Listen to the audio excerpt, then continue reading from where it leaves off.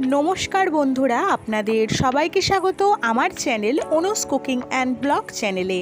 आज आमी आपनादेर साथे शेयर करते चलेछि एकदम नतून स्वादेर बटबटी बाटा। एई बाटा दिए एक थाला भात निमिषेई शेष हये जाबे। भिडियोटी देखते होले लाइक कमेंट शेयर करे पाशे थाकबेन और सबस्क्राइब करे पाशे थाका बेल बाटनटी बाजिए देबेन। चलुन रेसिपिटी आमी शुरू करी। आमी एखाने कয়েকটি বটবটি নিয়ে নিয়েছি। একসঙ্গে ধরে প্রথমে মাথার অংশটা কেটে দিয়ে মিডিয়াম সাইজের টুকরো টুকরো করে নিচ্ছি। আপনারা চাইলে এর থেকে ছোট ছোটও কেটে নিতে পারেন। এই রকম ভাবে বটবটিগুলো কেটে নিচ্ছি। এই রকম ভাবেই সবগুলো কাটার পরে একটি পাত্রে জল নিয়ে বটবটিগুলো ভালোভাবে ধুয়ে নিতে হবে, কারণ অনেক রকম পোকামাকড়ও থাকতে পারে।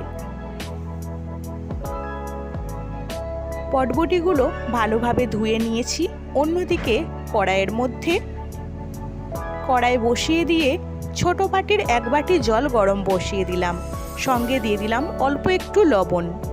অল্প একটু জল গরম হয়ে এলেই উপর থেকে দিয়ে দেব ধুয়ে রাখা বটবটি। নুনটা দেওয়ার কারণ তাড়াতাড়ি সেদ্ধ হয়ে যাবে বটবটিগুলো। কিছুক্ষণ নাড়াচাড়া করে ঢাকনা দিয়ে ঢেকে রেখে দেব। প্রায় 3 থেকে 4 মিনিট পর ঢাকনা খুলে দেখছি অল্প একটু জল আছে, প্রায় সেদ্ধ হয়ে এসছে। এখন শুধু জলটা কমিয়ে নিলেই হবে। দেখুন জলটা একদম শুষে নিয়েছে। এবার গ্যাসটা অফ করে কিছুক্ষণ ঢাকনা দিয়ে রেখে দেব ঠান্ডা হওয়ার জন্য।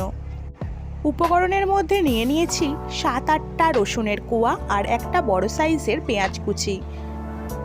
বটবটি ঠান্ডা হয়ে গেছে। এবার মিক্সার বোলের মধ্যে বটবটি আর 3-4টে কাঁচা লঙ্কা দিয়ে একটি সুন্দর পেস্ট তৈরি করে নেব। দেখুন খুব সুন্দরভাবে কিন্তু পেস্ট হয়েছে। আপনারা চাইলে শিলেও করতে পারেন। এবার অন্যদিকে কড়াইয়ের মধ্যে বেশ কিছুটা সর্ষের তেল গরম করে নিয়ে উপর থেকে দিয়ে দিচ্ছি কালো জিরে। কালো জিরের পরিমাণটা বেশি হয়ে গেলেও কোনো ক্ষতি নেই, টেস্ট আসবে। কিছুক্ষণ নাড়াচাড়া করে নেব। এবার দিয়ে দিচ্ছি অল্প একটু হলুদ। আমি এখানে তেলের মধ্যেই হলুদ ব্যবহার করলাম, কারণ যে কোনো সবজিতে একটু লবণ হলুদ দিয়ে ভেজে নেওয়া ভালো, জীবাণু থাকে না। একটা শুকনো লঙ্কা দিয়ে ভালোভাবে নাড়াচাড়া করে উপর থেকে যে রসুনগুলো দেখিয়েছিলাম সেগুলো আধ ভাঙা করে নিয়েছি, মানে থেতো করে নিয়েছি। হালকা নাড়াচাড়া করে নিচ্ছি রসুনের গন্ধটা যাতে বাটার মধ্যে খুব ভালোভাবে এসে যায়। রসুনটা একটু লালচে হয়ে এলেই উপর থেকে দিয়ে দেব পেঁয়াজ কুচি। পেঁয়াজ দিয়েও ভালোভাবে নাড়াচাড়া করতে থাকবো।